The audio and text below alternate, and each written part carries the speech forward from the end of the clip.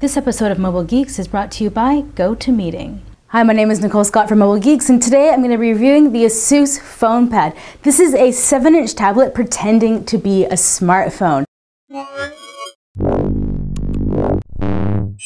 The 7-inch device has an IPS LCD capacitive display, which has a resolution of 1280 by 800 and a pixel density of 216. Under the hood, we've got a 1.2 GHz Intel Atom Z2420, which has 1 GB of RAM. It's running Android Jelly Bean 4.1 and has HSPA Plus radio. The 4,270 mAh battery gave us an impressive 12.5 to 13 hours of battery life, which is pretty much more than every smartphone on the market except the Note 2. ASUS Fonepad offers quad-band GSM and acts like a 3G phone that has Wi-Fi and Bluetooth 3.0, not 4.0, so it's going to use a little bit more power. We even have AGPS with GLONASS support. Taking a look around the system, we have a power button, volume rocker.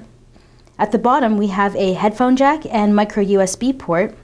Along this side, we don't have anything. We have a 3 megapixel camera and a noise cancelling microphone just above. If we pop off the top, you can see that we have a micro SD card slot as well as a micro SIM card slot. And on the front, we actually also have a 1 megapixel camera. You can see here at the top beside the camera that there is a very large speaker grill because you can use this as a smartphone. ASUS has preloaded a lot of their standard apps like Instant Dictionary, ASUS Audio Wizard, SuperNote Lite, and ASUS Splendid, which we think is very interesting because the Fonepad has an average display. So it's nice that we're able to tweak it and customize it for just the way we want to see it. But the most important software detail on this device is that it's running Android 4.1 Jelly Bean, and ASUS has done a fantastic job of keeping it pretty vanilla. They've added a few goodies which I love, like the settings packed notification bar, and there are some nice widgets as well.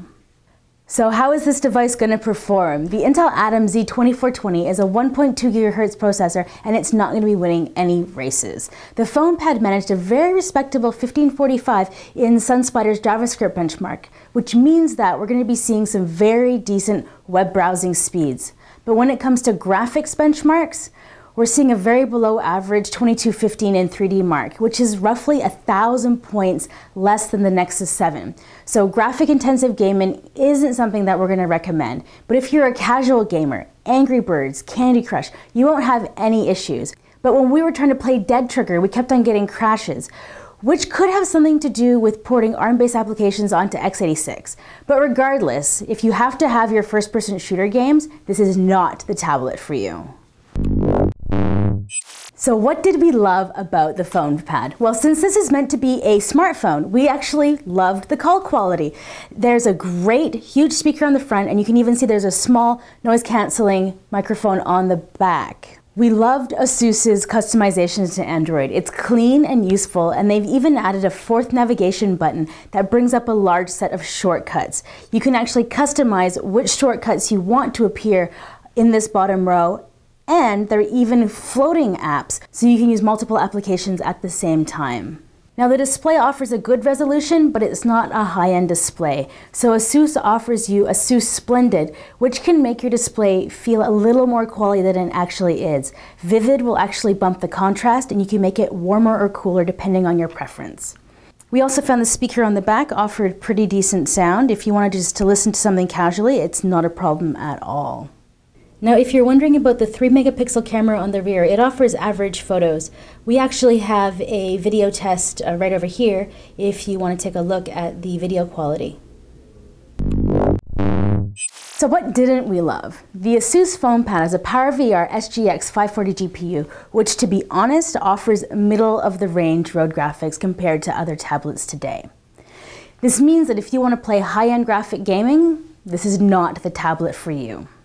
If you want to play casual games, if you want to consume media, if you want to surf the web, if you want to do email, absolutely no problem. We watched a ton of movies on here. We went with MX Player, which plays all file formats, and we didn't even have any issues when we were playing high-rate MKV files. I think the biggest drawback of this tablet, besides the performance, is going to be that it doesn't have a scratch-proof exterior. So the glass is not scratch-proof, and the rear metal seems a little bit vulnerable. So this is going to make your device look pretty worn pretty quickly in a short period of time if you don't get some aftermarket protection. Sensor-wise, we do wish that they had a few more on board. NFC is missing, and so is the 5 GHz band on Wi-Fi. Before we get into the final verdict, why don't we hear from our sponsor? If you spend any time traveling for business, you'll know how much more you get done when the entire team is working together on a project. If you haven't already, checked out GoToMeeting with HD Faces. Share the same screen so you all stay on the same page. The built-in HD video conferencing makes it feel like everyone is in the same room, and since you are sharing the same screen, everyone stays on the same page. Launch or join a meeting from anywhere using your computer, smartphone, or tablet, and you can even present from your iPad. Try GoToMeeting free for 30 days. Visit gotomeeting.com, click the Try It Free button, and use the promo code GEEKS. Remember to use the promo code GEEKS to support our show. So, what's the verdict? Considering ASUS's track record, we really aren't surprised that the Fonepad is a fantastic budget tablet. It has the same dimension and resolution display as the Nexus 7, but it has added advantages of better battery life, SIM card, and micro SD card slot. The one thing that I think we should remember is that this device is also heading to emerging markets where people might only be able to afford one device. So if you grab a Bluetooth headset, then you won't feel silly talking on a 7-inch tablet. If you're looking for a 3G tablet, I might consider this one because of the sub $300 price point, and it's got really long battery life. The Fonepad offers good enough performance for general use. You might want to consider the Nexus 7 if you can't give up your graphic-intensive games. For reading, social networking, emails, audio, video, and general web use, the Fonepad is more than good enough. And the battery life ensures that you won't be charging halfway through the day. For anyone looking for a Wi-Fi only Android tablet, I would encourage you to think about getting this one with 3G support. It really changes the way that you use your device when you can be always on all the time. If you're thinking about picking up the ASUS Fonepad, I think there's really only one question that you have to ask yourself. How important is graphic intensive gaming to you? If it's not at all, absolutely no problem. If it's something you have to have, you might want to think about the Nexus 7. So I'm Nicole Scott for Mobile Geeks, taking a look at the ASUS Fonepad.